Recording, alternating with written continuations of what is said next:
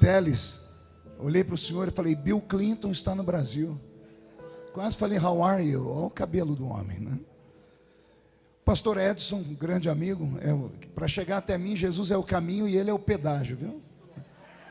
Ele que faz as agendas aí, né? O pastor Natan, que é o anfitrião da festa. Eu já encontrei um pastor grande, mas não tão grande assim, né? Meu Jesus amado, eu fico imaginando os anjos para encher um vaso desse tamanho. 62 viagens, né? Deus abençoe o senhor. E o missionário Miguel, Deus te abençoe, viu? Gostei do bigode, viu? Tá ralinho, né? Tem que passar um minoxidil aí, senão não funciona. Os que trouxeram Bíblia, abram ela comigo agora. No Evangelho segundo escreveu São João, capítulo de número 14, versículos 16 e 17. Mais baixinho o teclado, Roberto, está muito alto. Os que estão assentados, eu sei que estão cansados, mas em reverência à leitura da palavra, podemos ficar de pé. Só fique sentado se você estiver doente. Aliás, se estiver doente, já seja curado em nome de Jesus, né? Isso. Você vem para a vigília, tem que aguentar, né? Vigília é sacrifício. João 15, verso 16 e 17. Está escrito assim: e eu rogarei ao Pai, e Ele vos dará outro Consolador, para que fique convosco para sempre, o Espírito de verdade, que o mundo não pôde receber, porque não o vê, nem o conhece, mas vós o conheceis, porque Ele habita convosco e estará em vós. Não vos deixarei órfãos, voltarei para vós. Quem crê nessa linda promessa? Fecha a Bíblia, coloque no banco, na cadeira. Pegue então na mão da pessoa mais perfumada do seu lado. Eu tentei bonito, não deu certo. Perfumado ainda deve ter alguém. Isso, aperte a mão dele ou dela com carinho, até eles falarem aleluia. Pentecostal que não faz barulho, está com defeito de fabricação, não é? Vamos orar mais uma vez. Senhor, nós te louvamos, nós te glorificamos, e nós entendemos que dentro de alguns minutos, mais uma vez, este santuário ficará pequeno para o tamanho da glória que o Senhor vai mandar do alto dos céus. Os que vieram tristes começarão a saltar de alegria. Os que vieram se arrastando não voltam para casa se arrastando. Hoje voltarão voando nas asas de um novo tempo. E antes que eu comece a revelar os seus segredos, cerque este lugar com a sua glória. E num raio de 5 quilômetros, onde houver um demônio alojado, eu dou a esses demônios segundos para sumirem daqui. Porque se não sumirem, serão queimados pelo poder da sua glória, que aqui será derramada. Rasgue os céus sobre este santuário. Manda anjos de fogo descerem aqui. Que estes anjos desçam trazendo brasas de fogo nas mãos. Comecem a esparramar estas brasas entre nós. E onde houver um crente cheio do Espírito Santo, pega ele nesta madrugada, Jesus, e mostra o caminho da verdadeira e poderosa adoração. Fala conosco, fica conosco. É o que eu te peço agora, em nome de Jesus. E toda a igreja diz: os que podem, tomem seu assento, aplaudindo a Jesus, porque Ele é bom, porque Ele é maravilhoso. Eu estou vindo de 2 outros cultos onde eu ministrei, e já não tenho mais a vitalidade de um jovem. Dia desse eu estava pregando e eu falei que a minha geração foi treinada para o arrebatamento. Nós crescemos ouvindo promessas sobre o arrebatamento. Nós acreditávamos tanto no arrebatamento que alguns amigos meus deixaram escola e faculdade, porque os nossos pastores diziam: não vai dar tempo de se formar, então é jogar tempo fora. Dedique-se ao Senhor. E aí Jesus não veio, e nós envelhecemos. E por isso hoje há essa confusão com o Evangelho. Cada um prega o Evangelho de um jeito. e para prender as pessoas nas igrejas, nas denominações, foram obrigados a flexibilizar a fé. E aí vende-se facilidades para o povo, porque o povo já não acredita mais que Jesus vai voltar. Mas eu sou da velha guarda, sou um veterano, e acredito que aqui tem alguns que ainda acreditam que Jesus vai voltar. E oxalá que ele voltasse nessa madrugada. E se a trombeta tocasse nessa madrugada, e daqui de dentro só 2 crentes pudessem ouvir o arrebatamento, um sou eu, quem é o outro? Vem comigo, deixa eu ver. Então dá mais um grito de glória a Deus, daquele tamanho, daquele peso. Maravilha. Eu sei que muitos estão cansados. Estamos quase entrando na terceira vigília da noite, e eu sei que ela fica muito pesada. Então eu quero que você tenha um pouquinho de paciência comigo, tá? Sou um veterano. Eu tenho algo do coração de Deus para te falar. Então eu sou igual o carro-álcool em tempo de frio. É difícil pegar, mas depois que pega, vai embora. Alguém está disposto a ouvir algo fantástico nessa madrugada? Eu também estou. Roberto, mude a música para mim. O texto que eu li é tão conhecido, ele é tão doce, que ele traz memórias na mente de alguém como eu, que começou muito cedo. Eu prego há 30 anos como evangelista, como pastor, mas prego desde os 13 como crente. Então, desde que eu era um adolescente, o texto de João 14 passou a fazer parte da minha vida. Eu me lembro-me como se fosse hoje, eu entregando folhetos na rua, de porta em porta, e o nosso líder de mocidade dizia: quem vai entregar um folheto, por favor, leia antes, para você ter conhecimento do que está falando, porque se alguém te perguntar, você sabe. Então nós tínhamos primeiro a aptidão de ler o texto, talvez memorizar o texto, para depois podermos interpretar o texto. E o texto de João 14 me marcou num desses evangelismos, porque eu nunca tinha percebido quão belo é o texto. O texto era tão conhecido na minha época que os crentes eram capazes de recitar de cor. Talvez os mais jovens não consigam, mas os mais velhos aqui vão acabar recitando comigo. Alguém lembra João 14? Não se turbe. Credes em Deus? Na casa de meu Pai. Se não fosse assim, vou preparar-vos um lugar. E virei outra vez, e vos levarei para mim mesmo, para que onde eu estiver, estejai vós também. Olha que texto fantástico. A palavra é tão viva que não é necessário o pregador se transformar em 3 ou 4 ou usar toda a sua retórica. A palavra por si só é viva. E esta palavra não é viva à toa. Ela é viva porque não saiu da boca de nenhum dos discípulos, não saiu da boca de nenhum anjo, saiu da boca do Verbo encarnado, saiu da boca do Criador do universo.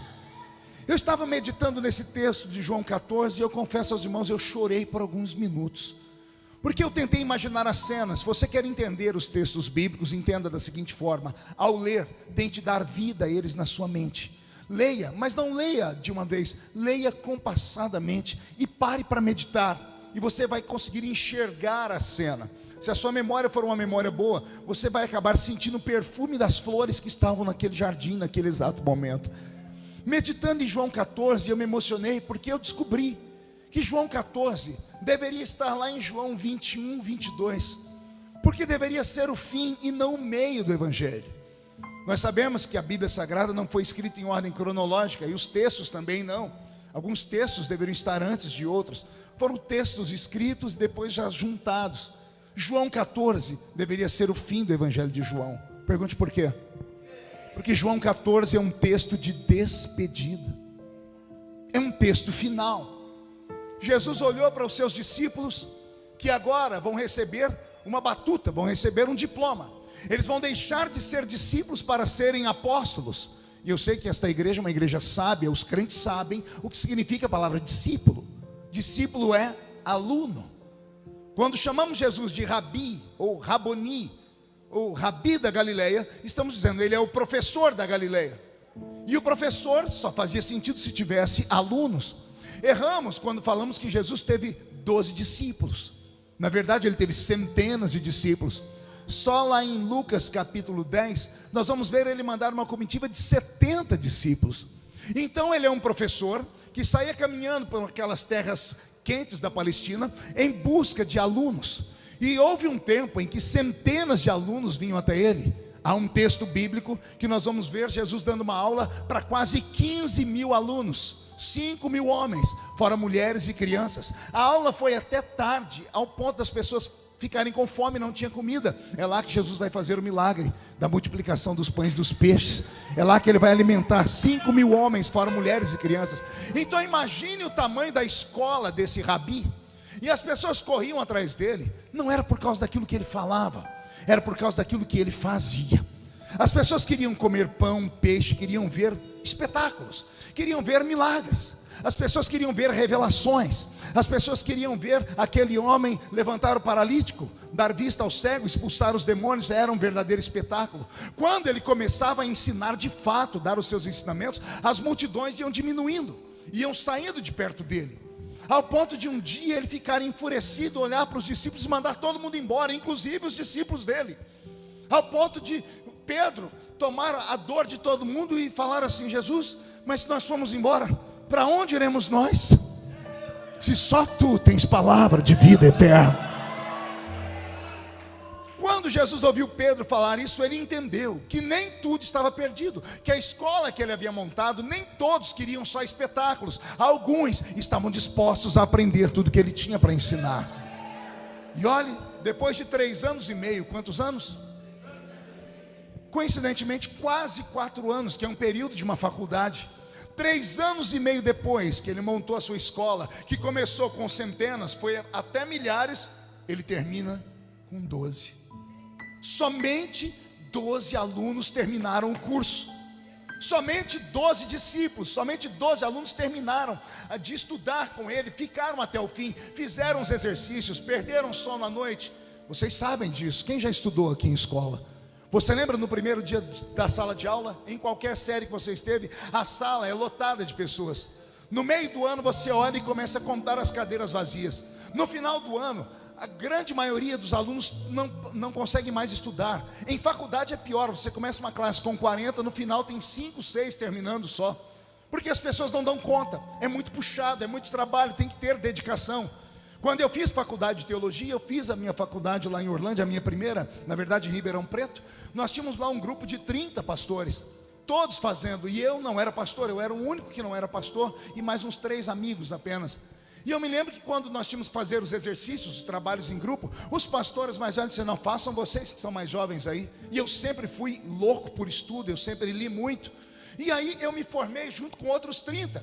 Os outros 30 estudaram a mesma Bíblia que eu, tiveram os mesmos professores que eu, mas não conseguem pregar 1/3 do que eu prego.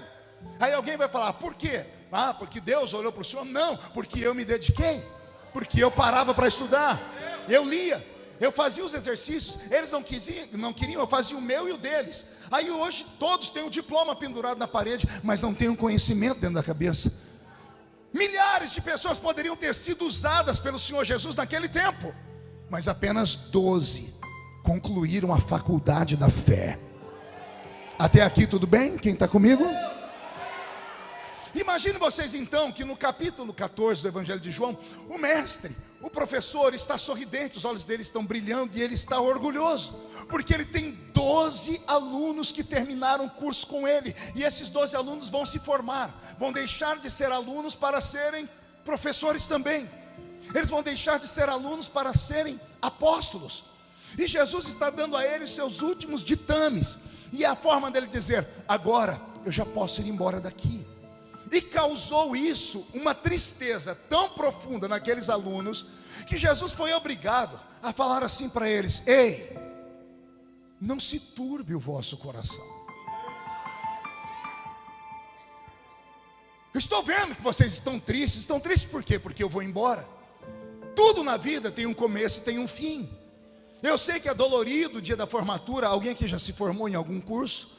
Você lembra no dia da formatura que todo mundo joga aquele chapéu para cima? Eles cantam uma música tão triste na hora que está terminando. Lembra dos cultos da Assembleia de Deus, quando a gente terminava os congressos, cantava: está chegando a hora de... Era uma choradeira aqui só. né? Na formatura acontece a mesma coisa. Se canta uma música triste, porque você não sabe se vai ver mais o seu amigo, uns vão mudar de cidade, outros vão mudar de país, outros não vão seguir a profissão. É natural que haja uma tristeza. E quando alunos se apegam a um professor, é duplamente mais triste. Olhe para mim, aqueles 12 alunos se apaixonaram pelo professor. Quem não se apaixonaria? Nós que nunca vimos ele pessoalmente, nós que nunca dormimos ao lado dele, nós que nunca comemos um pedaço de pão com ele, nós que nunca vimos ele partir o pão na nossa frente e dar para nós um cálice de vinho, nós que nunca vimos Jesus, sentimos saudade dele. Tem crente que é tão apaixonado por Jesus que ele chora só de dobrar os joelhos na presença dele no quarto. Tem crente que é tão íntimo dele que chama ele de amigo, chama ele de amante, chama ele de noivo, chama ele de esposo, porque é apaixonado por ele. Só vai entender João 14 quem é apaixonado por Jesus. Aqueles que não viram Jesus como os discípulos viram, não sentem o que a maioria de nós sentimos, porque alguns só querem assistir os espetáculos dele. Alguns só querem a cura, alguns só querem a revelação, alguns só querem que o céu desça ou o céu suba. Alguns não estão nem aí porque é pregado. Ele quer saber se ele pulou, gritou, rolou, caiu debaixo do banco, para ele falar: nossa, o negócio foi sério ontem. Aí você pergunta: o que é que o pregador pregou? Eu não sei, eu sei que o negócio estava bom. Não estava bom porcaria nenhuma, porque você não aprendeu nada. A palavra é para te edificar. O que você vai receber aqui nesta madrugada, já está recebendo, não é apenas para você sair falando assim: nossa, que oratória tem aquele pregador, nossa, eu vi o pregador antigo. Não, não, é para você atravessar aquela porta e encarar os verdadeiros inimigos. O diabo não respeita um crente só porque ele tem uma gravata bonita. O diabo não te respeita porque você estudou ali ou acolá. O diabo não te respeita porque você fala mais línguas estranhas do que eu. O diabo só respeita crente que tem conhecimento e sabe quem ele é. Se você soubesse quem você é, você não estaria me olhando com essa cara feia, parecendo que foi batizado num pote de vinagre. Pastor, mas o que o senhor quer? Isso aqui é uma vigília. Se eu estivesse feliz, eu ia no culto, era de domingo. Vigília é culto de crente arrebentado. Uma vírgula. Vigília é culto de quem está sendo provado. E se eu conheço meu Deus, Ele só prova aquele que Ele quer aprovar. Vigília não é culto para crente covarde, porque uma hora ele pode encarar um anjo e ter que se atracar com ele. O anjo pode acabar tirando a espada e deixando ele aleijado. Mas o crente de vigília fala: saio aleijado, mas eu saio com o meu nome trocado. Entrei na vigília como Jacó, mas vou sair daqui como Israel. O melhor culto para se pregar é o culto de vigília, porque o crente que vem para a vigília não tem mais nada para perder na vida, já perdeu tudo. Alguns perderam até a dignidade. Por isso que o crente pula, grita, planta bananeira, se joga debaixo do banco. Mas crente de vigília não pode ser confundido com um crente otário, com um crente sem cultura. Nós recebemos palavra também, e a palavra nos dá sustância.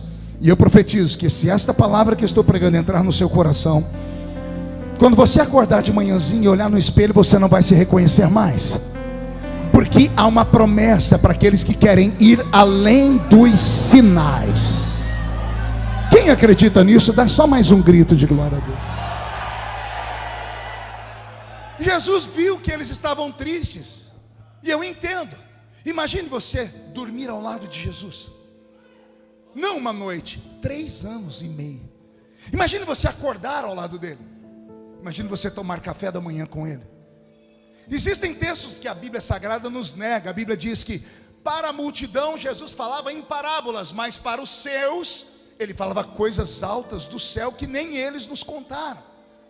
Existem coisas que Jesus segredava àqueles discípulos que eles não conseguiram transferir para nós.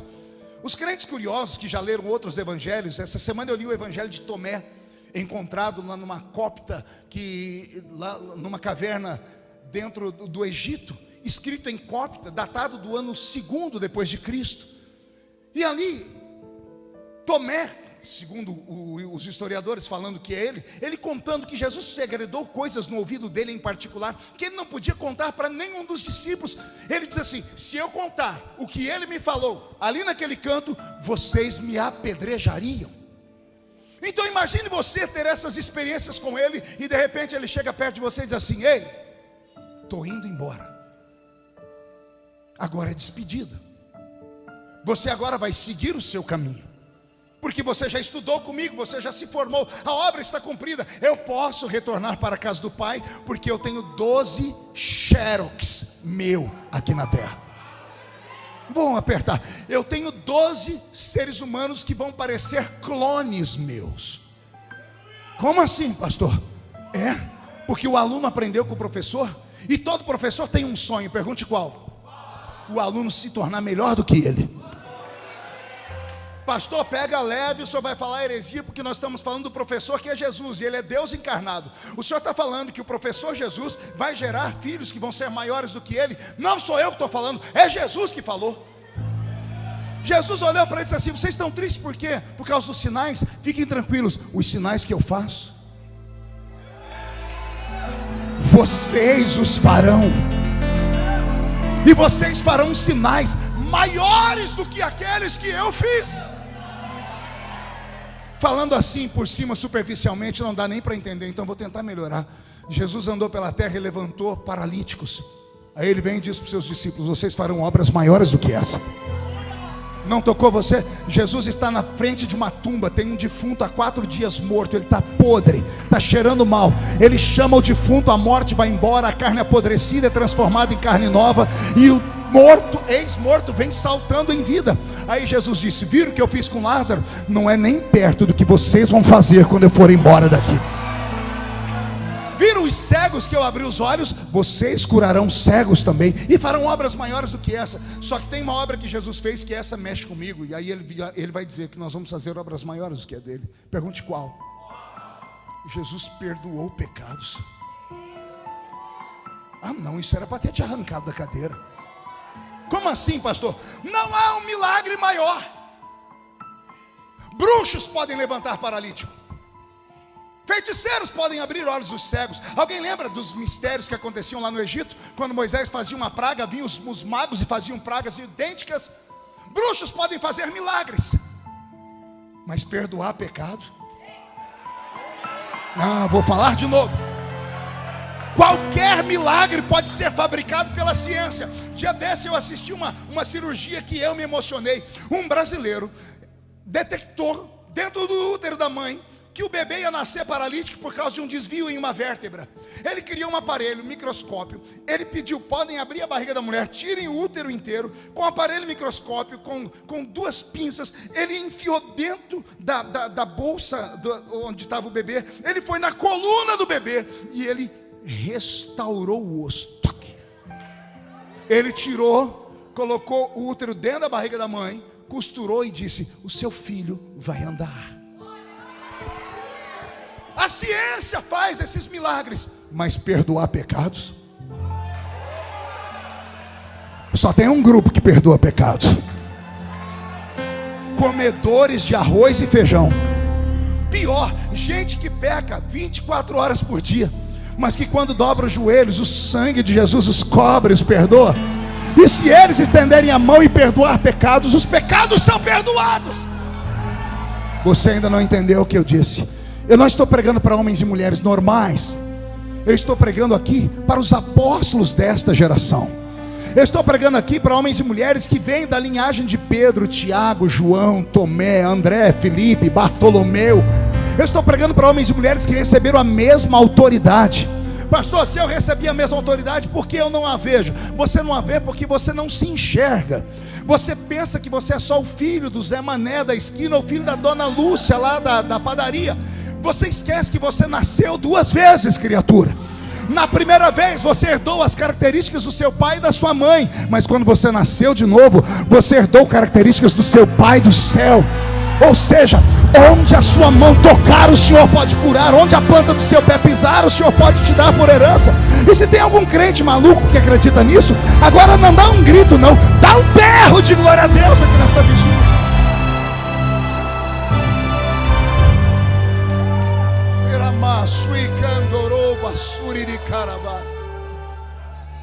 Vendo a tristeza deles, Jesus começou a dar palavras de motivação. Não se turbe o vosso coração, credes em Deus, crede também em mim. Na casa de meu pai, para onde eu vou, tem muitas moradas. Se não fosse assim, eu já teria dito para vocês. Mas eu estou indo preparar lugar. E quando eu preparar lugar, eu virei outra vez e vos levarei para mim mesmo, para que onde eu estiver, vocês estejam também. Era para os discípulos terem dado gritos de glória a Deus, mas nem isso mexeu com eles, pastor Ivan. Eles estavam tão tristes, apavorados pela ausência de Jesus, que eles não conseguiam absorver aquela revelação de que Jesus voltaria. E Jesus então olhou para dentro deles e percebeu que o medo deles era a ausência dele, era não acordar mais do lado dele, era não mais sentir a presença dele. Quando Jesus percebeu isso, Jesus falou: gente, entendi o medo de vocês, então vou curar esse medo. Eu vou, mas não deixo vocês órfãos.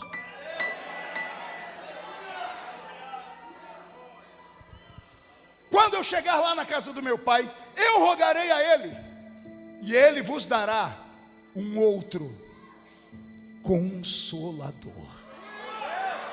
A palavra outro no grego significa: eu vou dar para vocês alguém que é gêmeo meu. Eu vou dar para vocês um outro que é igualzinho a mim. Ele não é maior do que eu e tampouco menor do que eu.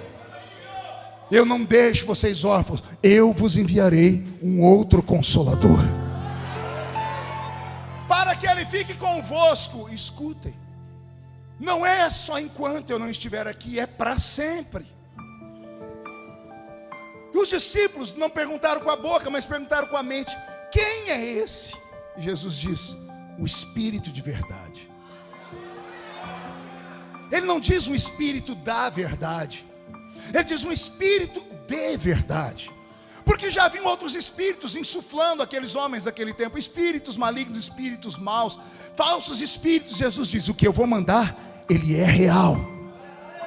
Eu vou mandar para vocês o Espírito de verdade, que detalhe, o mundo não o conhece, não pode receber porque não vê, mas vós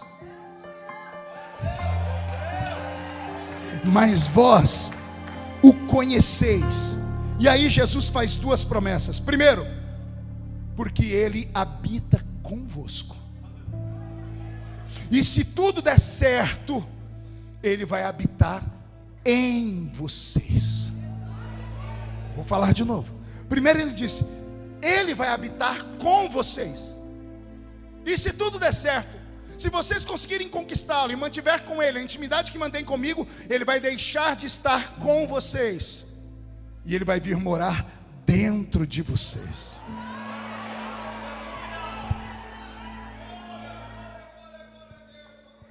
A promessa de Jesus é muito séria.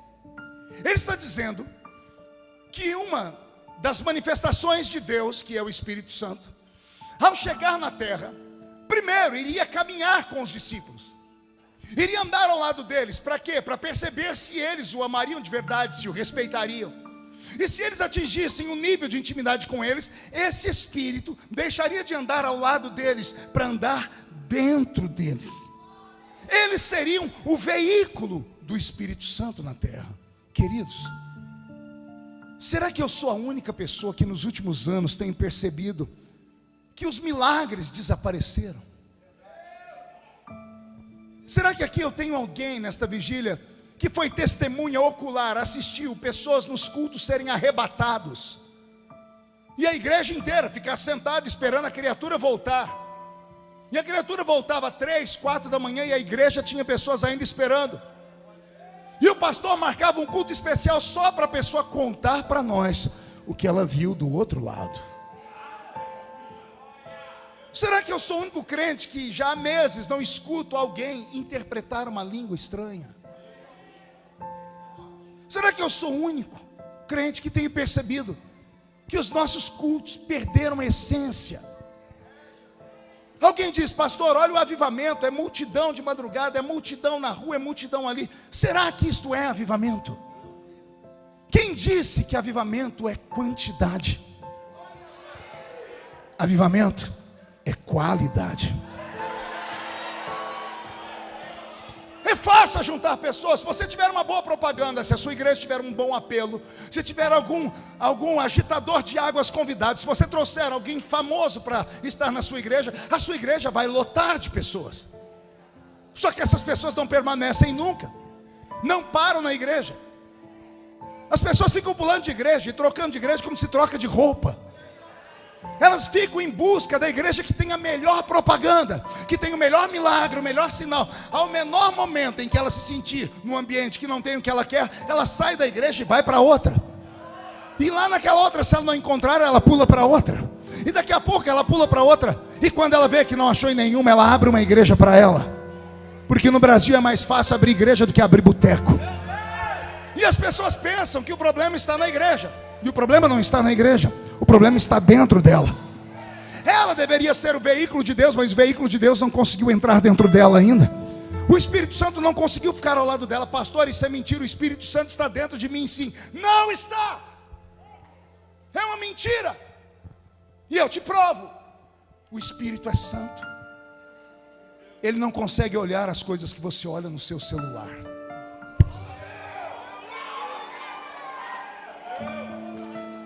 Pastor, pega leve que eu vou para casa. A porta da rua é serventia da casa.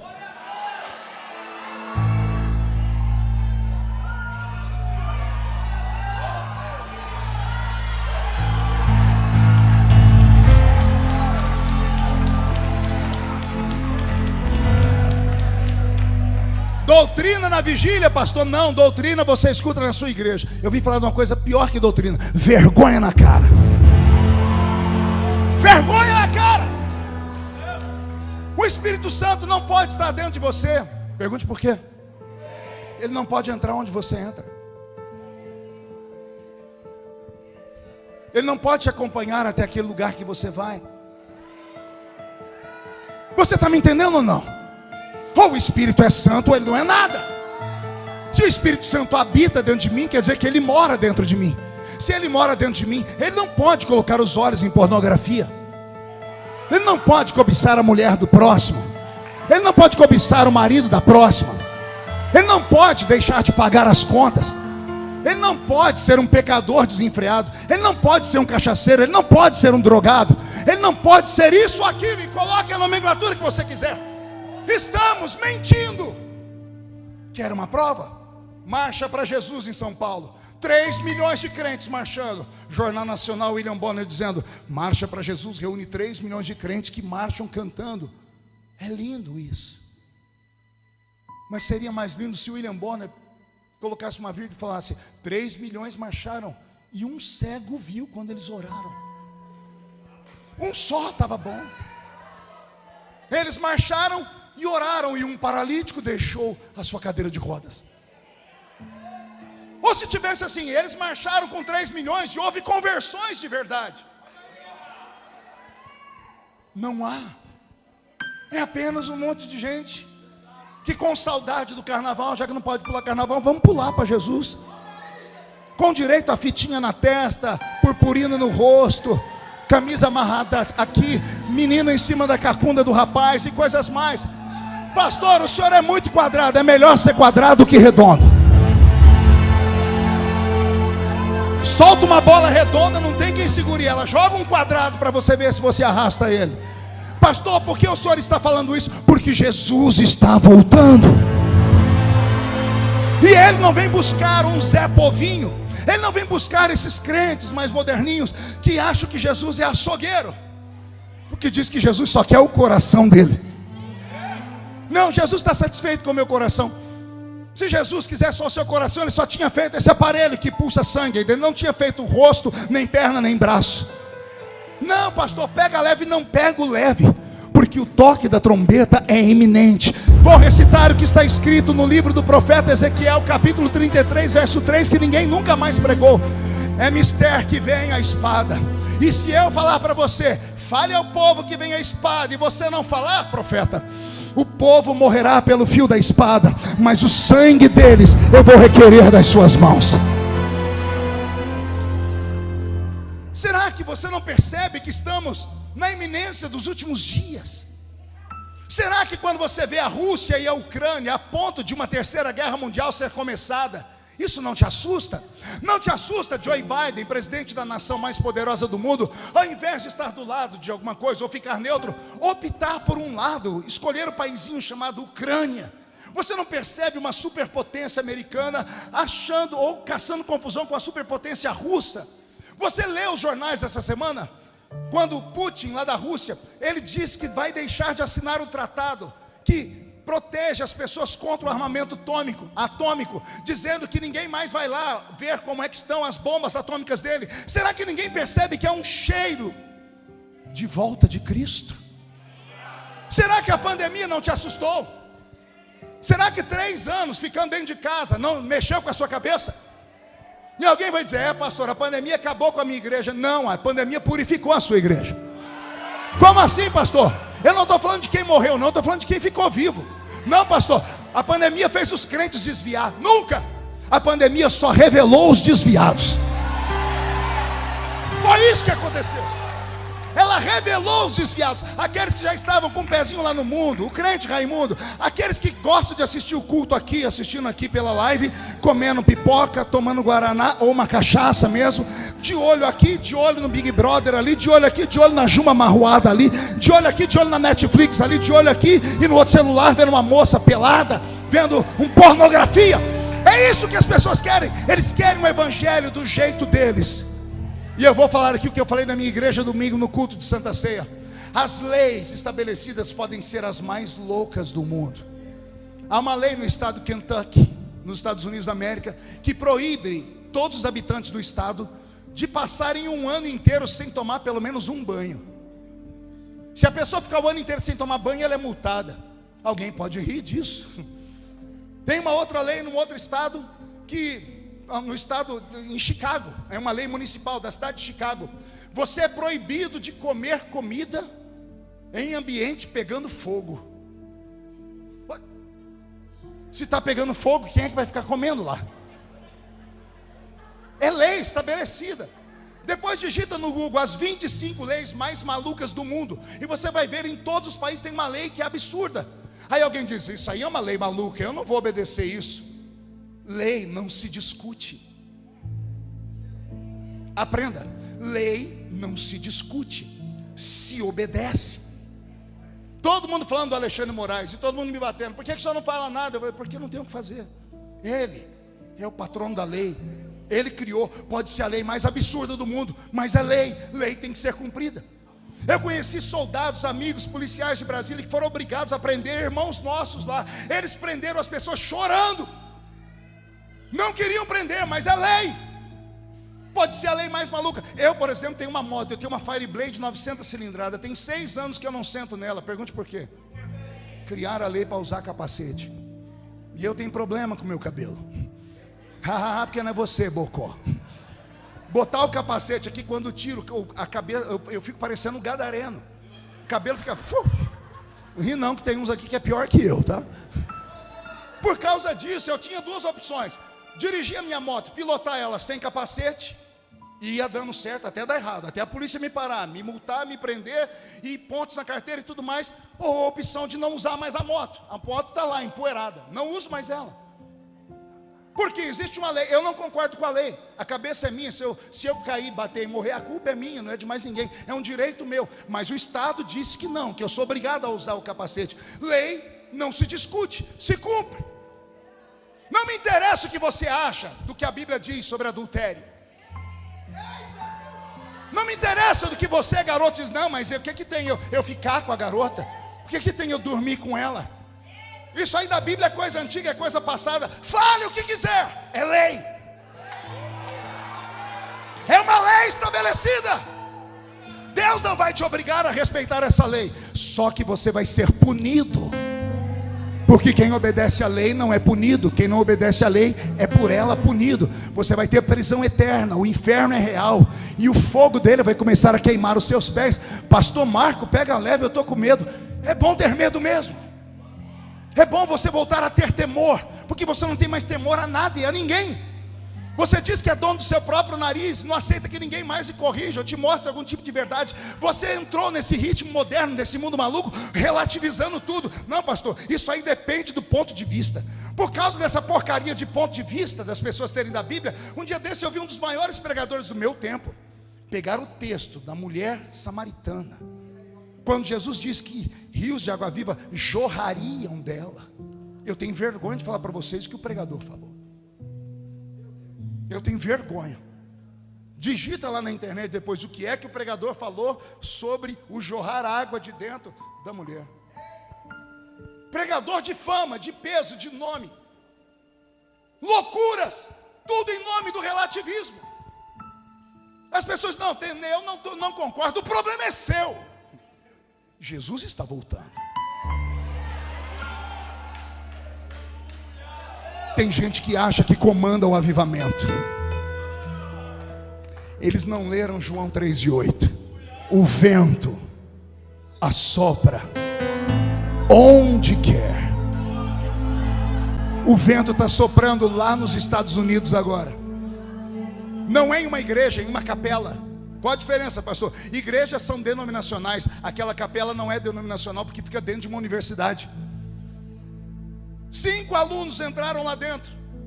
O restante dos alunos ficaram lá na rua brincando com seu TikTok. 5 alunos entraram para orar. O restante dos alunos ficaram vendo vídeo pornográfico. 5 alunos entraram para orar. O restante dos alunos começaram a mandar mensagem arrumando namoradinha daqui para colar. 5 alunos da mesma classe entraram lá para orar. Não tem um pastor cuidando daquele rebanho. Eles só oraram. Não teve uma cura divina lá até agora.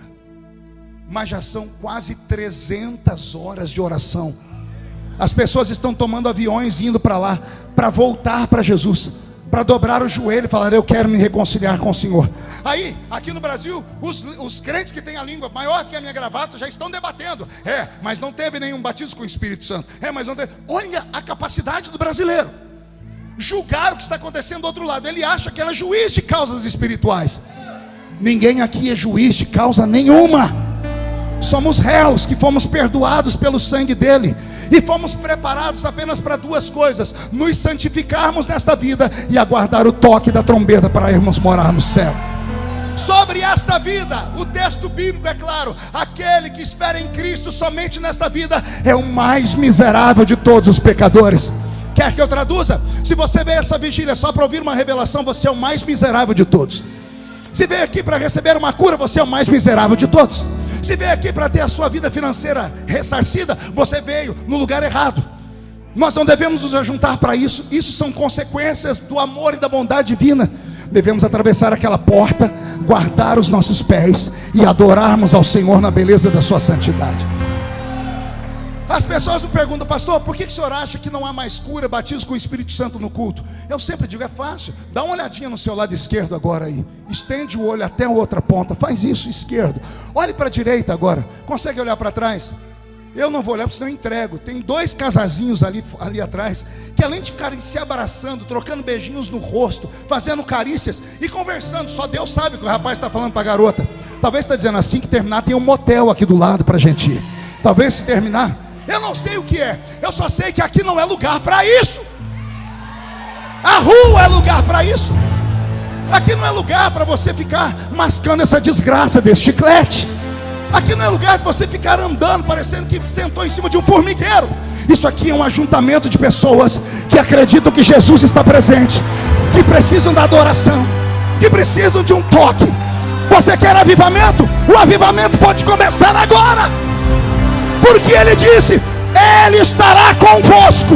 Ele está aqui. Vou falar de novo: o Espírito Santo está aqui. Eu vou falar de novo: ele estará convosco. Mas não é só isso que ele quer. Além de estar convosco, ele quer estar dentro de nós. Já estou terminando, me escute. Quando a Bíblia Sagrada diz: porão a mão sobre os enfermos e os curarão, quem crê nesse texto? Olhe para suas mãos, por favor.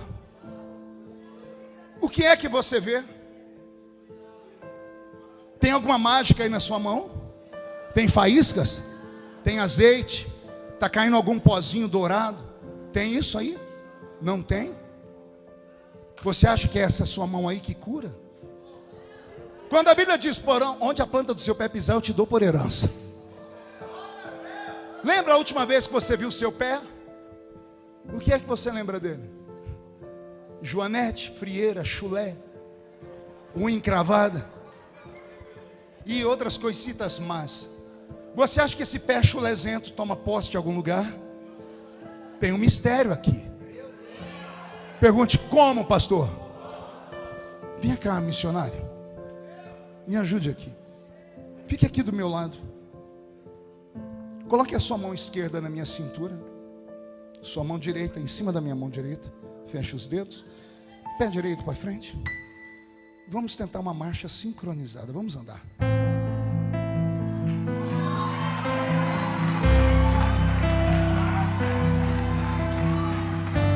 Pergunte: o que é isso, pastor? Deveria ser você. Pergunte: por quê? Porque se cumprir na sua vida o que a palavra diz, que o Espírito Santo estará em vós. Quando vem o enfermo e você vai colocar a mão sobre ele, não é só a sua mão que vai.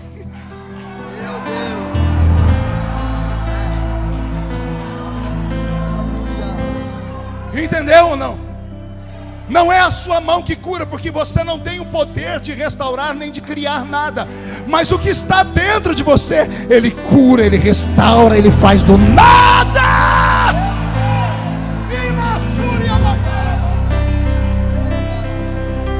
Vamos tentar um equilíbrio aqui. Quando você levanta a planta do seu pé para pisar em algum lugar que Deus quer te dar, não é só o seu pé que pisa. Quando você pisa, Ele pisa com você. Quando você olha, Ele olha com você. Quando você abre a boca para falar, Ele fala por você. Quando você vê, Ele vê por você. Quando você respira, Ele respira por você. Porque Ele deveria habitar dentro de você. Muito obrigado, muito obrigado. Conseguiu entender isso? Eu tenho que desenhar. Ele está aqui. Ele veio com você dentro do carro, porque Ele estará convosco. Do lado, missionário, convosco. Mas não é só isso que Jesus diz. Ele estará convosco. E estará em. A palavra em português vem de in em inglês, que é dentro. Ele estará dentro. Esse aqui é um dos segredos do nome de Jesus. Quando o profeta Isaías diz que o nome dele vai ser Emanuel, e a nossa Bíblia está traduzido como nome próprio, Emanuel. Até porque quem traduziu foi João Ferreira de Almeida, que era um português, e a palavra Manuel é muito falada em Portugal. Mas não é nome próprio. É traduzida do inglês. No inglês não existe Emanuel. São 3 palavrinhas: in, tracinho, man, tracinho, el.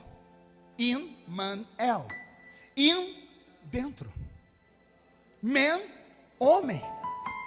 El, Deus. O grande El Shaddai, o grande Elohim.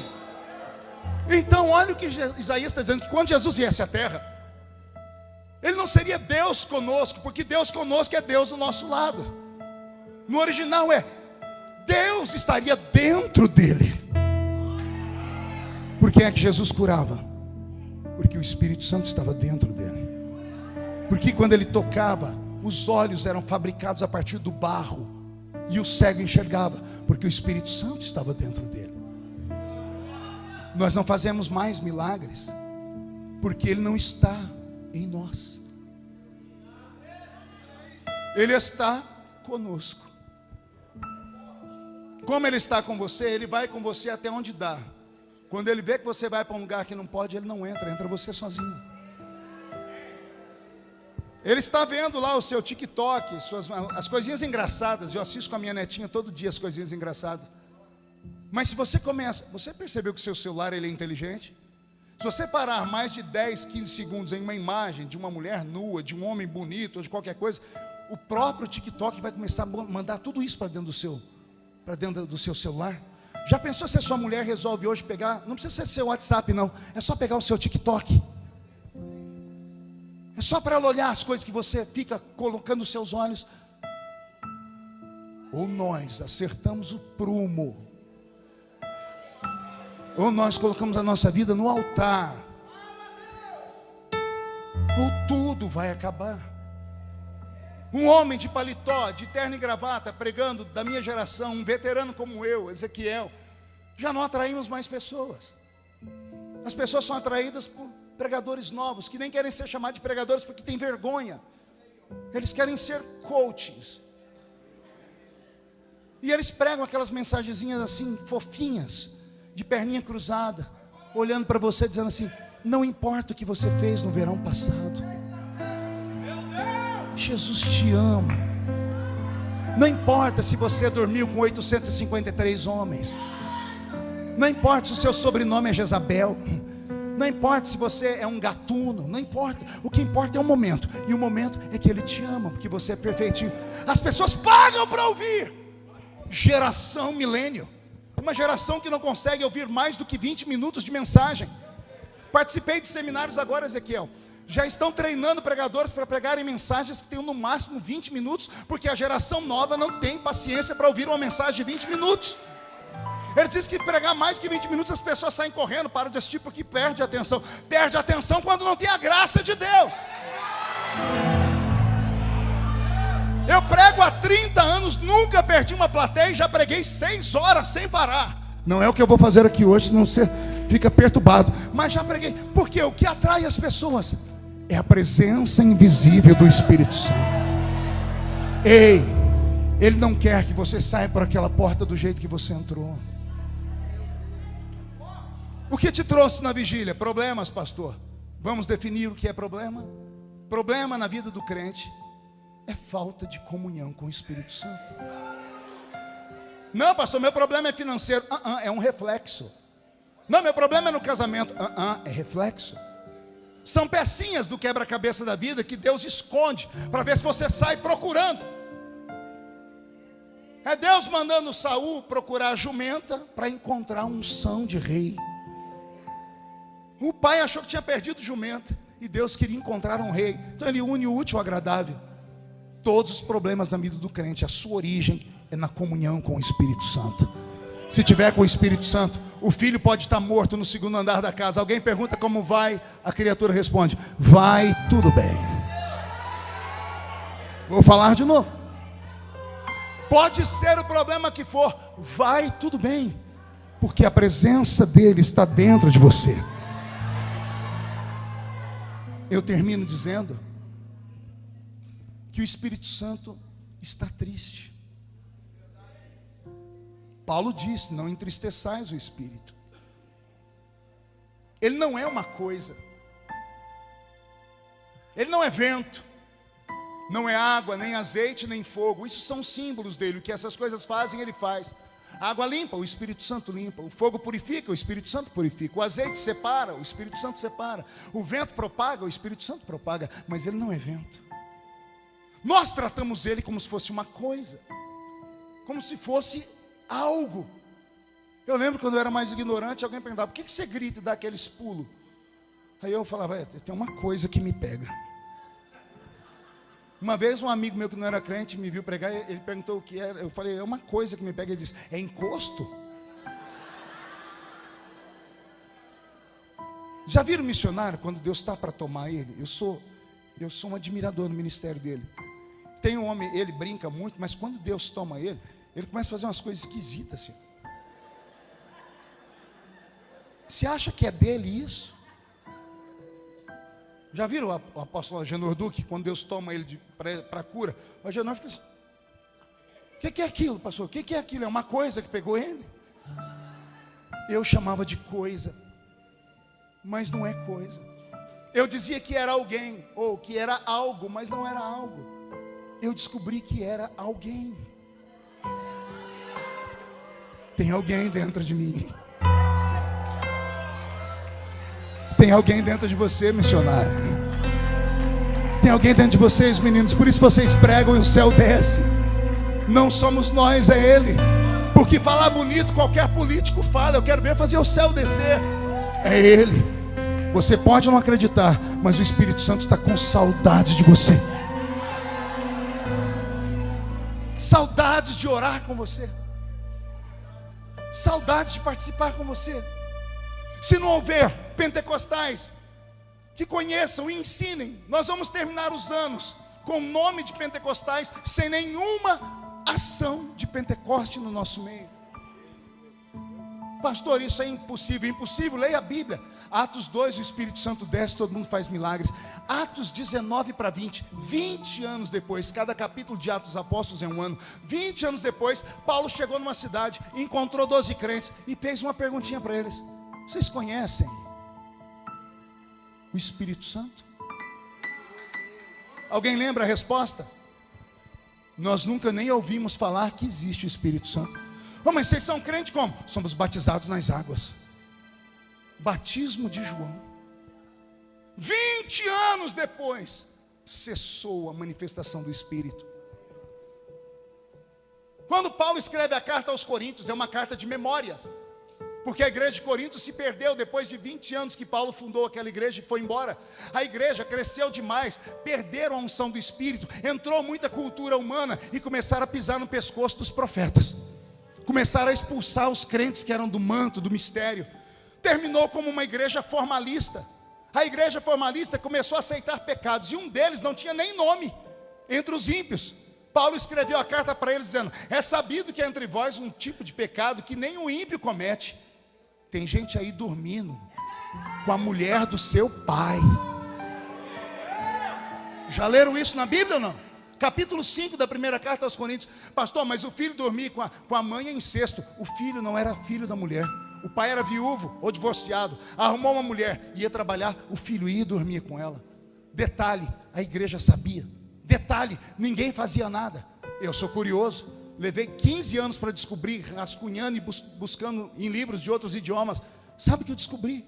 A história conta que o menino que praticava tal pecado era filho do homem mais rico da igreja de Corinto. O dízimo dele era alto demais. Por causa do dízimo dele, ninguém tocava no pecado do filho. Qualquer semelhança no tempo presente não é mera coincidência. Aí acabou tudo. Paulo escreveu a carta, e quando ele chega do capítulo 10 para frente, ele começa a reensinar como é o culto. O culto de vocês começa na terra, mas não termina na terra. Paulo diz: quando vocês se ajuntam, nada acontece. Mas se um tem salmos e outros têm testemunhos, aí vocês saem da terra e entram nas regiões celestiais. E o que acontece nas regiões celestiais? O céu é atraído para a terra, e Paulo diz: os anjos participam do culto com vocês. Paulo vai desenhando o culto, ele diz assim: todavia, isso pode acabar, não sem antes explicar para vocês que é o mesmo Espírito que opera tudo em todos. E Paulo abre aquela porta daquele armário espiritual que toda a igreja tem e ninguém mais sabe. Ao abrir a porta daquele armário, tem 9 prateleiras. Em cada uma delas está um dom do Espírito. 9 dons espirituais, dons de elocução, dons de poder, dons de autoridade. 9 dons. E Paulo vai falando sobre os 9 dons. Quando ele termina de falar dos 9 dons, ele parte para o capítulo 13 da carta aos Coríntios. Você lembra como começa? O amor nunca falha. Mas havendo profecias, serão extintas. Havendo línguas, cessarão. Você já viu algum pastor pregar na sua igreja que a igreja pode perder as línguas? Já viu alguém falar para você que as profecias podem acabar do dia para a noite? E Paulo está explicando. O cerne é o amor. O amor a quem? Ele vem falando do Espírito Santo. No capítulo 11 ele fala: o Espírito que opera. No capítulo 12 ele diz: respeite o Espírito. No capítulo 13 ele diz: se acabar o amor, acaba tudo. Amor a quem? Aí vem a gente e diz: é amor ao órfão, à viúva também. É amor à placa da igreja também. Mas Paulo não está falando disso. Ele está falando do amor ao Espírito Santo. Ele está aqui. Como uma criança esperando um presente, que fica ansiosa apertando as mãos. Você nem percebeu, ele estava na porta quando você entrou, porque ele está convosco, mas não está em vós. Ele olhou para você e lembrou dos áureos anos em que você fumegava, em que você se santificava e buscava, em que você chorava, em que nos congressos você dizia: eis-me aqui, envia-me a mim. E o que sobrou daquele crente? Isso que está do seu lado.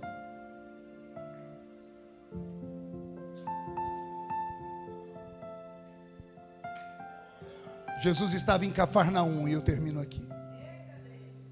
Ele morava lá, saiu de Nazaré e foi para lá. Depois de uma temporada em Cafarnaum, um dia ele estava entrando na cidade, ele parou e chorou. Ele disse: ah, Cafarnaum, haverá menos rigor no dia do juízo para Corazim e uma outra cidade do que para vocês. Aí você vai ver o pecado daquelas cidades que Jesus está falando. Eram pecados grosseiros que dá asco na gente, pecados sexuais, perversão. Aí Jesus veio na cidade onde ele morava e dizia assim: ó, o pecado deles lá é menor do que o de vocês aqui. Aí eu fui estudar qual era o pecado de Cafarnaum e não descobria, porque o povo de Cafarnaum era trabalhador, era um povo ordeiro. Eu falei: meu Deus, qual é o pecado de Cafarnaum? O Senhor diz: leia até entender. E não é que eu entendi. O pecado de Cafarnaum era um pecado horrível que ninguém acha que é pecado: indiferença. Como, pastor? Jesus morava lá. Ele saía de lá, a multidão corria atrás dele. Ele entrava na cidade dele, as pessoas esbarravam nele, ignoravam ele. Perguntavam: é o filho do carpinteiro. Não reconheciam ele, desprezavam ele. Esse era o pecado deles. O nosso pecado, o pior deles, é desprezar a presença do Espírito Santo que está entre nós. E por isso os sinais desapareceram. Mas quem sabe nessa noite, no final dessa vigília, você não saia daqui com o coração pesado, com a sua mente ardendo. Quem sabe ao chegar em casa, a vigília continue lá no cantinho do quarto, no cantinho da cama, e você falando: me perdoa, porque eu quero voltar a ser como antes. Me ajuda, porque eu quero voltar a ser como antes. Não vos deixarei órfãos. Ele quer você de novo. Fique de pé comigo.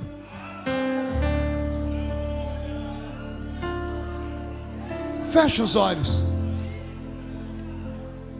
Vou fazer um convite que, se fosse há 20 anos atrás, eu não teria coragem de fazer, com vergonha, com medo de ninguém vir à frente e o pregador sair vencido. Mas depois dos 50, eu não devo satisfação a mais ninguém. Só te peço que feche os olhos. Eu queria orar aqui no fim dessa vigília, só com gente que tem coragem de dizer: eu não sou mais o mesmo. Eu já fui melhor. Eu já fui mais crente. Em algum momento da minha vida eu me desliguei, perdi o temor. Isso. Vem chorando. Isso é avivamento. Venha, fique como você achar melhor, em pé, deitado, ajoelhado, agachado, do jeito que você quiser, mas venha.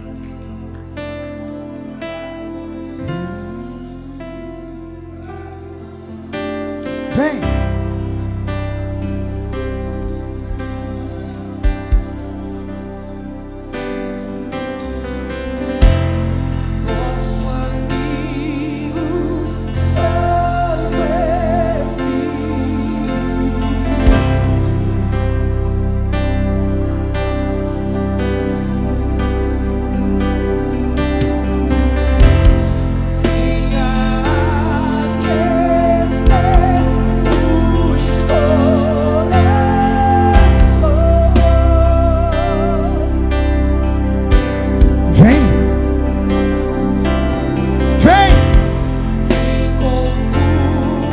Se não der para vir pelo meio, vem pelas laterais. Se não der para vir aqui, ajoelha onde você estiver. Ele quer voltar. Ele quer te usar de novo.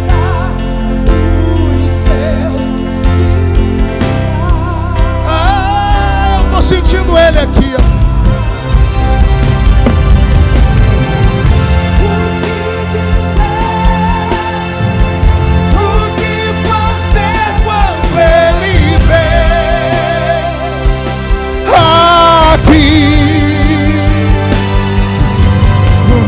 Que ser bem-vindo, nós te desejamos outra vez.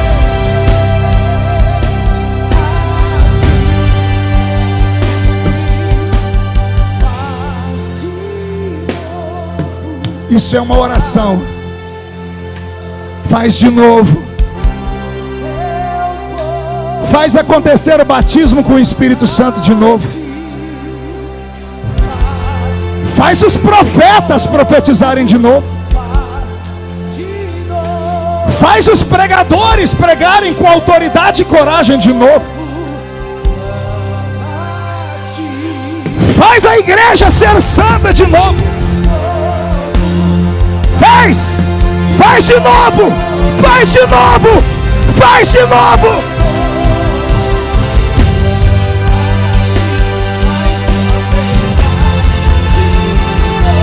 Recebe, recebe, recebe de novo.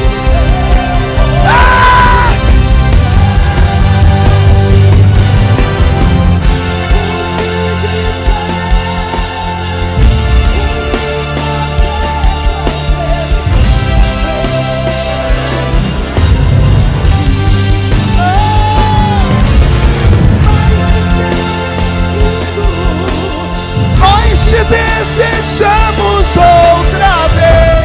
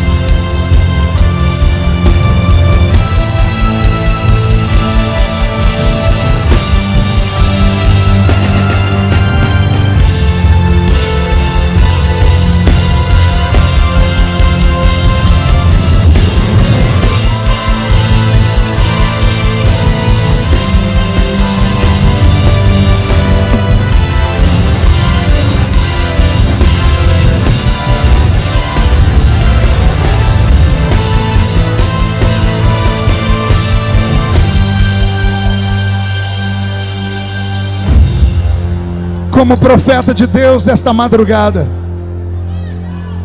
eu profetizo uma devolução de tudo que foi perdido. Eu profetizo dupla honra.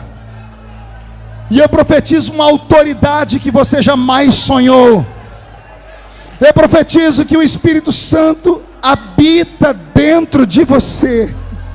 E que onde você chegar, a presença dele chegará junto.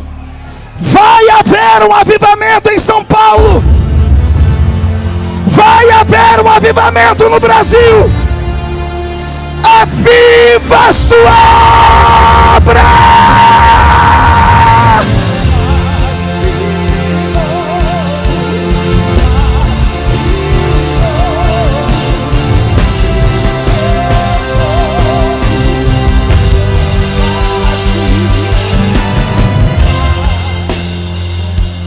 Os que estão ajoelhados, fiquem de pé. E todos os que estão de pé, fechem os olhos e levante a mão direita para o céu.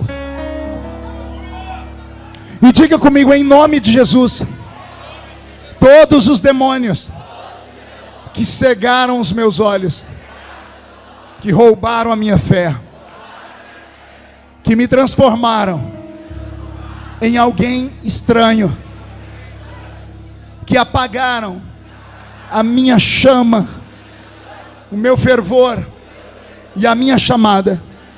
Eu ordeno que esses espíritos venham para a palma da minha mão. Feche a sua mão. Eu conto até 3. Nós vamos jogar no chão e vamos pisar em cima. E aí você vai voltar a ser profeta.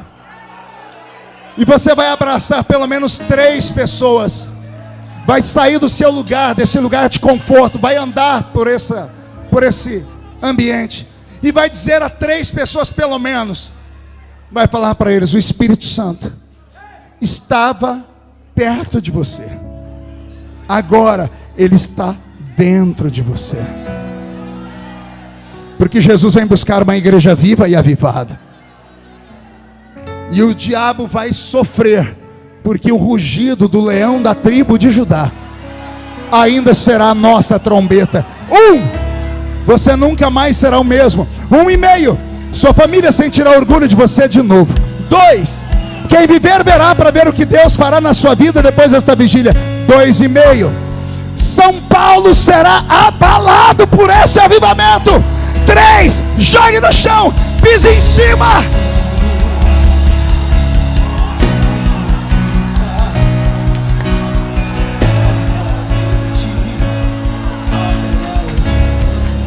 Abrace 2 ou 3 pessoas. Profetize sobre 2 ou 3 pessoas.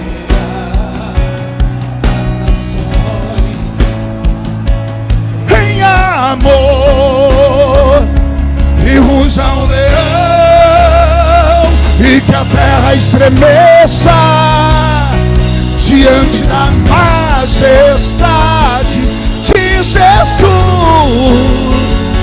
Que ruja o leão, e que a terra estremeça diante da majestade de Jesus. O descendente de Davi, o homem mais notável, ele ama a justiça, odeia a iniquidade. O descendente de Davi, cante. Ele ama a justiça, odeia a iniquidade. De novo. O descendente de Davi, o homem mais notável, ele ama a justiça, odeia a iniquidade. Ele está aqui. Ele ama a justiça, odeia a iniquidade.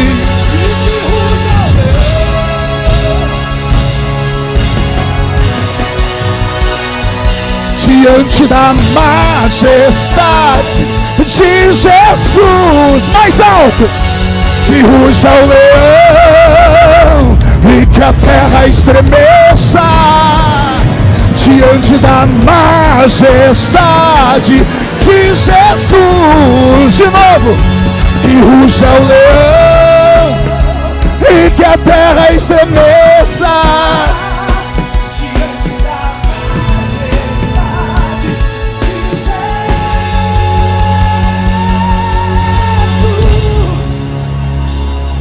Quem pode aplaudir?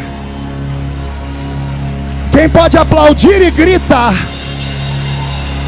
Quem pode aplaudir, gritar e dar um pulo para cima? Sai da frente, Satanás! Estamos em guerra!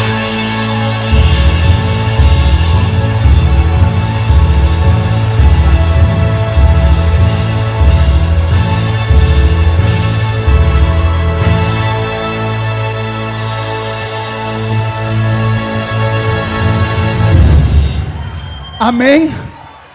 Murche a barriga, estufe o peito. Olhe para quem está do seu lado. Se o olho da pessoa não tiver vermelho, enfie o dedo no olho dela. Diga: você entendeu? Ele vai fazer de novo. Eu prevejo dias de tanta glória, mas de tanta glória, mas de tanta glória, mas de tanta glória, que os seus filhos vão voltar para a casa do Senhor sem muito esforço. Seu marido será salvo, sua esposa será salva, sua igreja vai crescer, seu ministério vai florir, e um tempo de glória vai preparar a igreja para o arrebatamento. Quem crê nisso, diga: eu creio, pastor. Mais uma salva de palmas a Jesus. Tome o seu assento, por gentileza.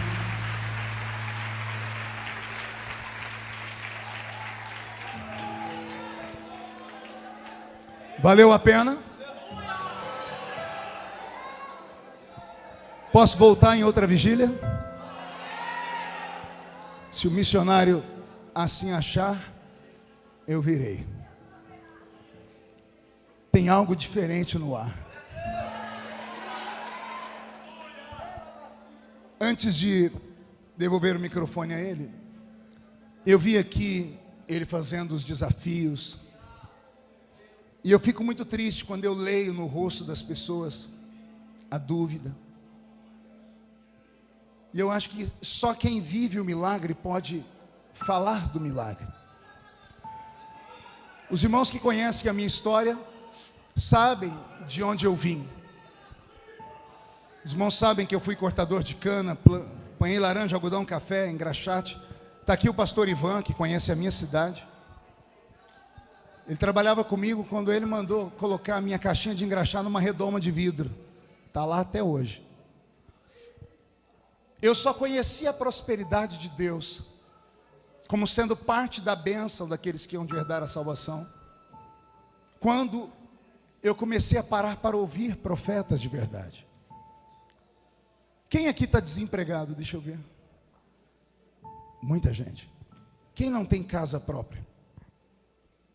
Mais um montão de gente. Quem não tem carro? Mais um montão de gente. Quem aqui está endividado?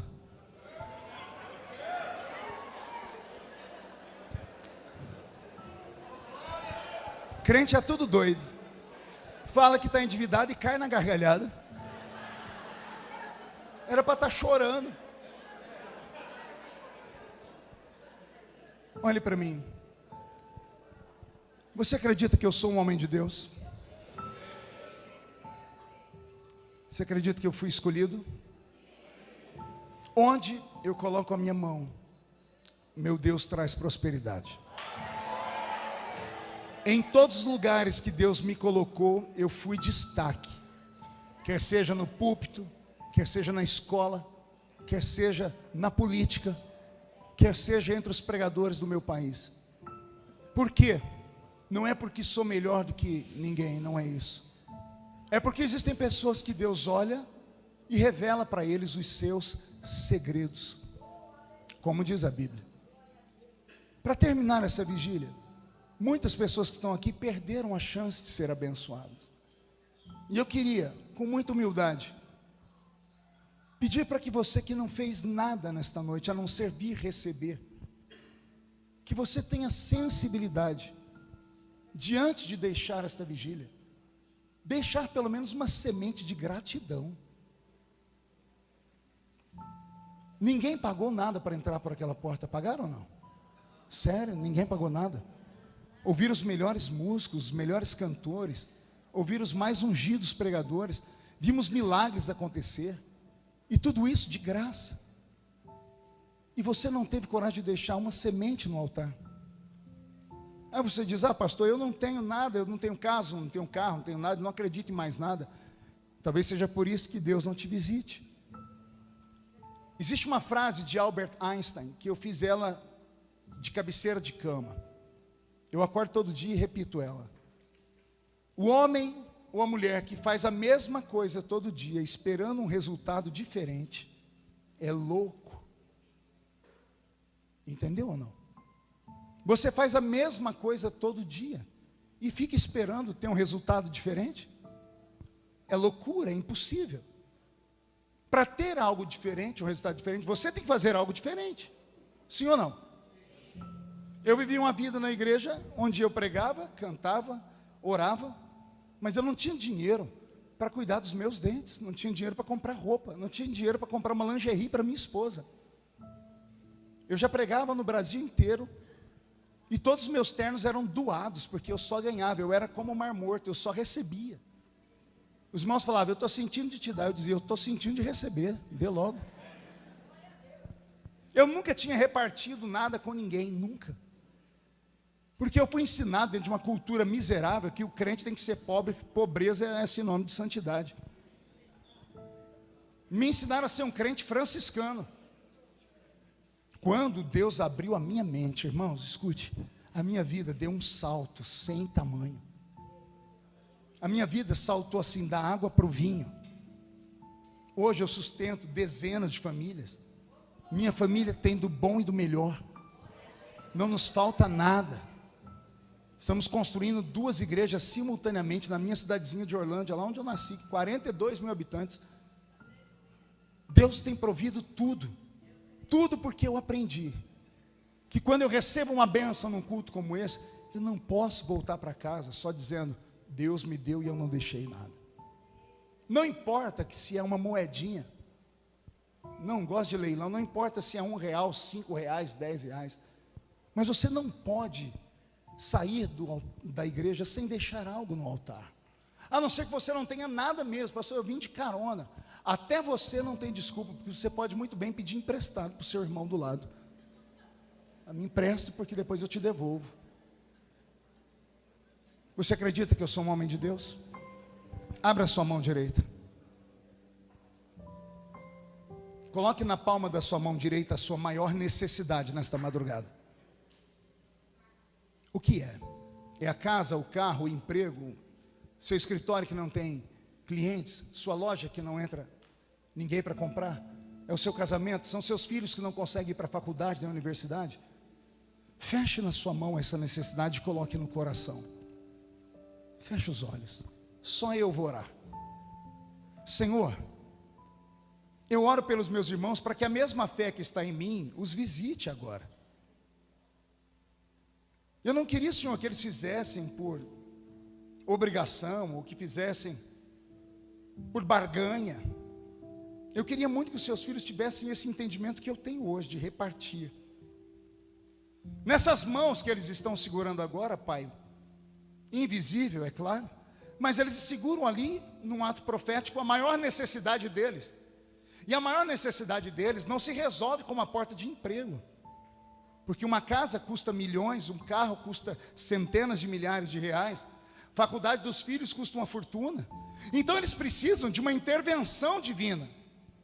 E a intervenção divina só vem através de milagre. Mas o milagre tem que ser provocado. Eu oro para que essas mãos, depois desta noite, sejam ungidas com uma unção tão poderosa, que tudo que eles tocarem depois desta noite vai multiplicar. Tudo que eles tocarem depois desta noite vai prosperar. Tudo que eles tocarem depois desta noite, abençoado vai ficar. E a única coisa que eu peço a eles, Pai, é que quando terminar esta oração, eles creiam que a mão deles está ungida e abençoada. Então, ao invés de levar a mão vazia para casa, eles peguem uma semente, por menor que seja, e deixem no altar nessa noite, com forma de gratidão, porque hoje o Senhor fez uma obra tremenda nesse lugar. Aquele que crê, meu Deus, sempre dá um jeito, pede emprestado, vai no carro buscar. Aquele que não crê, sempre dará uma desculpa. Então trabalha no coração daqueles que creem, porque isso pode fazer a diferença entre a água e o vinho para eles. Porque depois desta noite, eu profetizo que eles nunca mais terão que tomar nada emprestado de ninguém. Eles vão ter até para emprestar. E só quem crê, diga eu creio. A fé sem obras? Então olhe para o seu irmão e diga, crê de verdade? Vamos fazer? Vamos deixar no altar uma oferta? Como nós vamos fazer, pastor? Tem uma toalha aí? Um tapete? Tem? Os obreiros estão pensando no que fazer ainda. Isso. Enquanto eles estão ali, aí, pronto, já chegou aqui. Quem crê, dá um jeito. Pode deixar aberta no chão do altar. Isso aí no chão. Ajuda ela aqui, querida. Isso.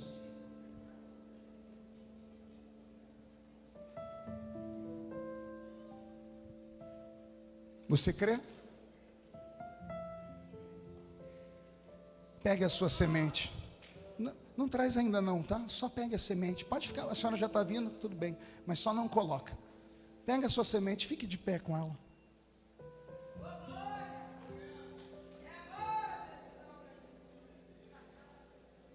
Tem maquininhas aqui, vocês sabem de Pix, aí tem Pix aqui.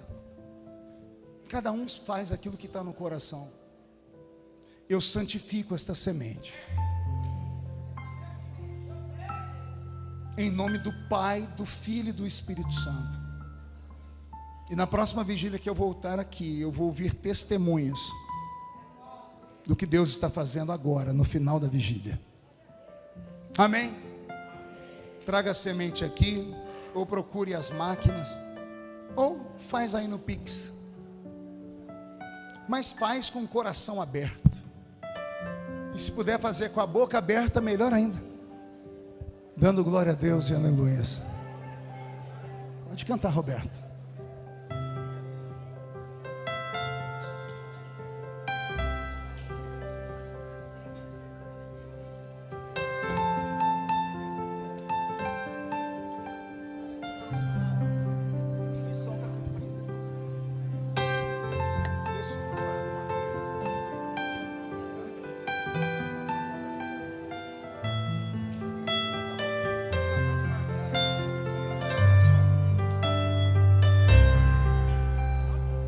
Oferte com a alma aberta. É para cantar?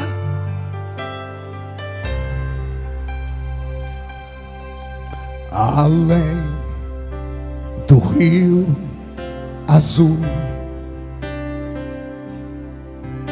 as ruas são de ouro e de cristais.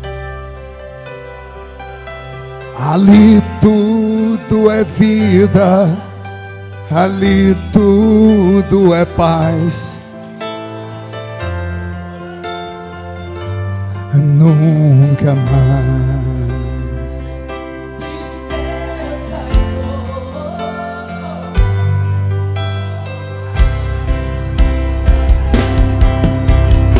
Rio grande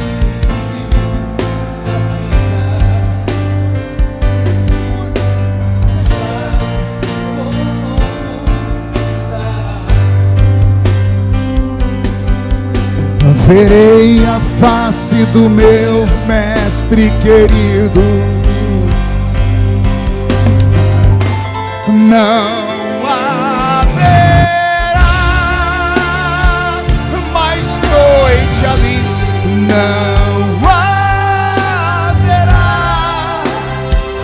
nenhum clamor.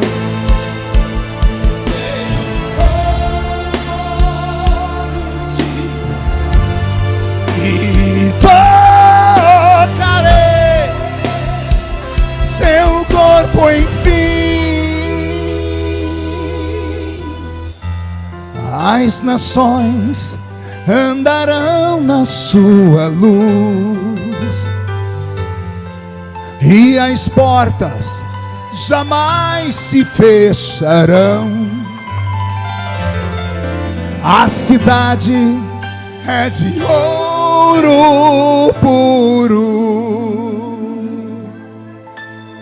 de jaspe é seu muro. Além do rio azul,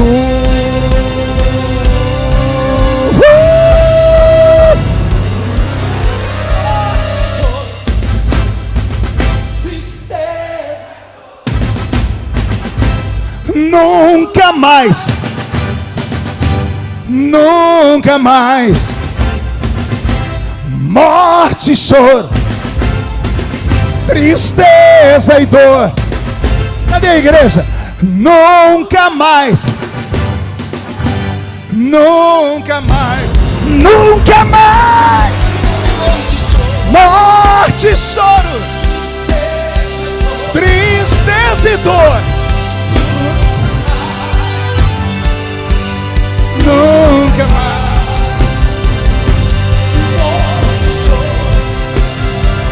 Tristeza e dor nunca mais.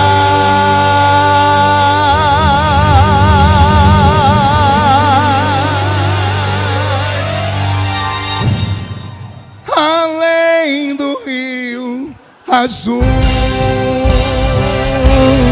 além do rio azul,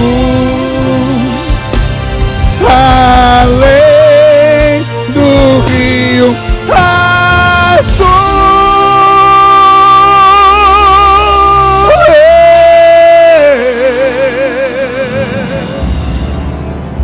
Amém.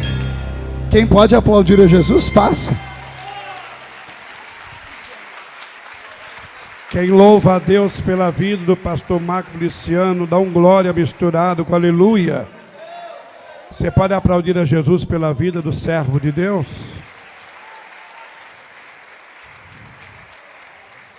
Fala assim: Deus está aqui.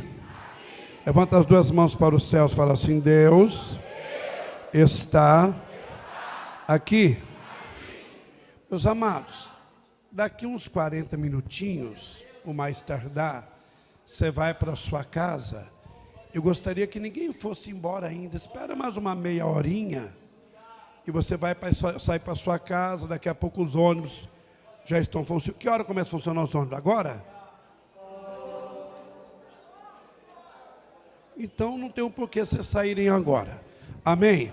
A nossa próxima vigília, pastor Natan, é dia 31, é isso? Dia 31 de março. É isso? Dia 31, levanta a mão para os céus. Levanta a mão para os céus. Olha bem. Nós estamos cheios do Espírito Santo. Você sabia que tem gente aqui que vai sair daqui hoje profetizando e revelando? Sabia que tem pessoas aqui que o seu ministério nunca mais vai ser o mesmo a partir de hoje? Você sabia que tem mulheres aqui que papai vai dar uma vitória grande na sua casa, na sua família? Levanta a mão para os céus. Labaço bicamanúcias.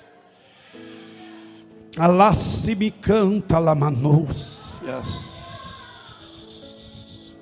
Jeová vai te pegar. Jeová vai colocar alguns para marchar. Vai marchar e papai vai renovar. E não adianta se segurar, porque o Jeová vai pegar você e você vai marchar.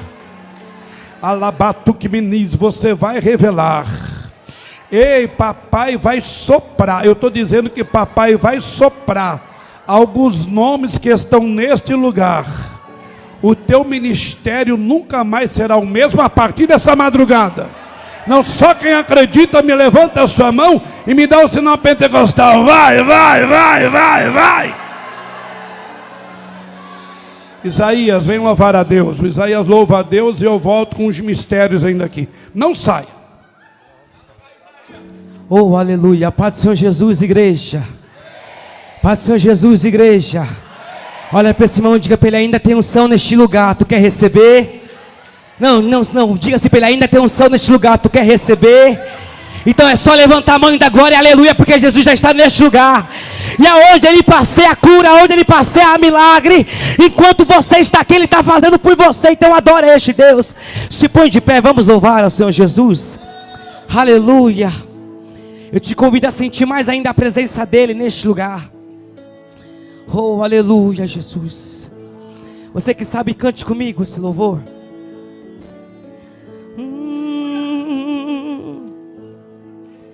Minhas lamparinas estão acesas.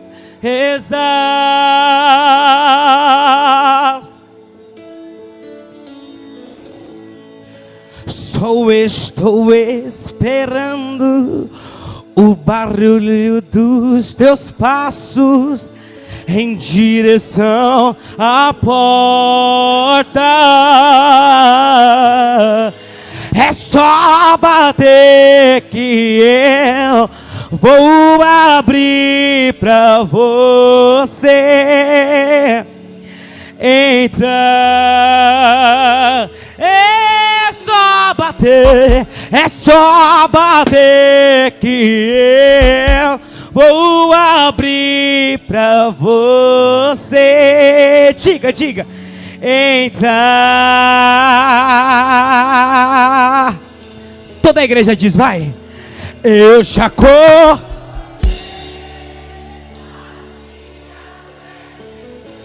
estou só te esperando, Jesus. Oh,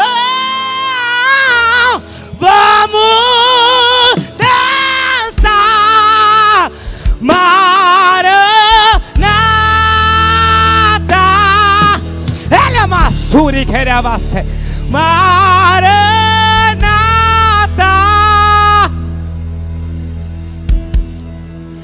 Minhas lamparinas estão acesas.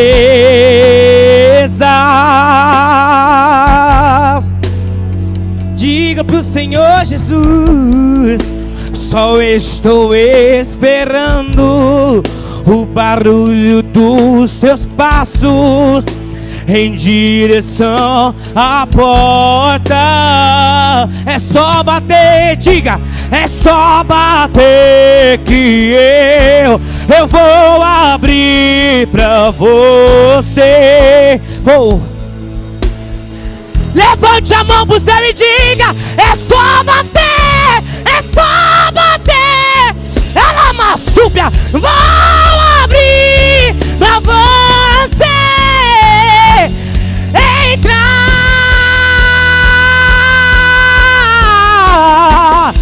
E eu já alavaçume as minhas vestes, estelemagasúbia.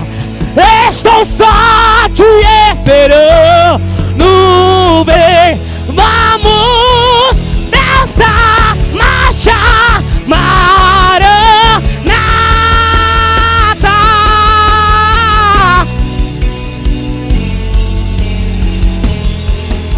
E eu já coloquei as minhas vestes, sinta a presença dela. Ai, eu sou terminada do rebaçúbia. O céu se abre, o céu se abre. Vamos dançar, ai, ai, ai, Maranata.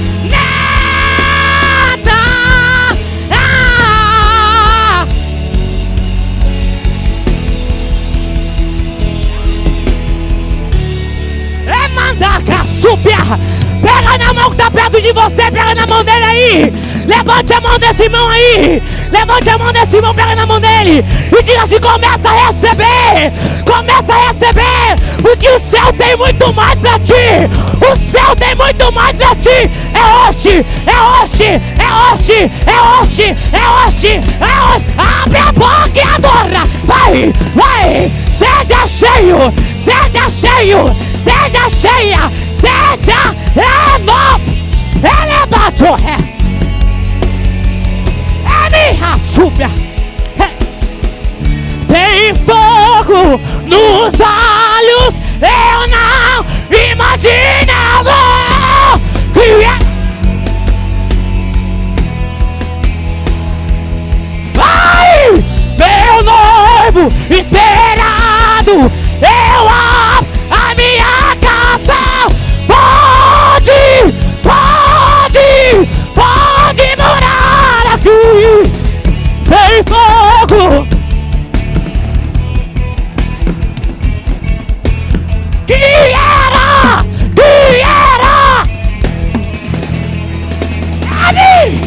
o meu noivo esperado. Eu abro a minha casa.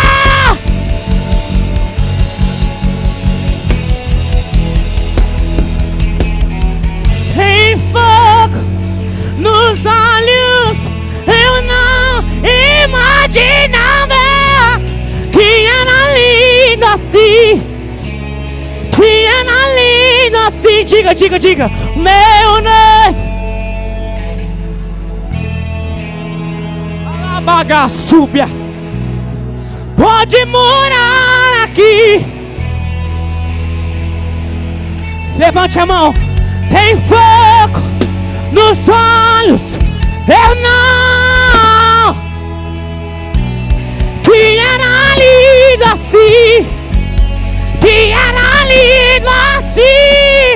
Meu noivo esperado, eu abro minha casa, pode morar aqui a poder. Eleva a águia, súbia. Tem fogo. Eleva a gachuri, queria mandar. Posso pedir um favor? O povo desse lado aqui, vira assim pro lado, vira assim. E o povo desse lado aqui, vira pra eles. Eu aprendi com o meu apóstolo Rodrigo Salgado: a unção que eu respeito eu atraio. Tem unção aí, tu recebeu a noite inteira unção e poder. Essa é a hora de você passar. O povo daqui passa unção pra cá, e o povo daqui passa unção pra lá. Alabagasturi querer manar. Ei, meu irmão, vigília é lugar de marchar. É lugar de marchar. Se você vem pra vigília, marcha. Vai, passa o som aí, passa.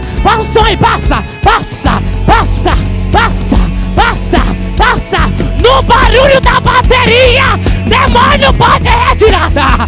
No barulho da bateria, demônio pode.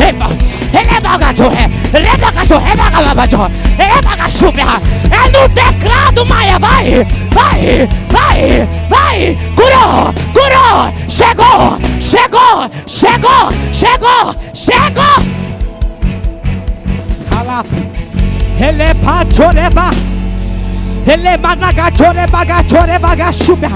Vai passando o som.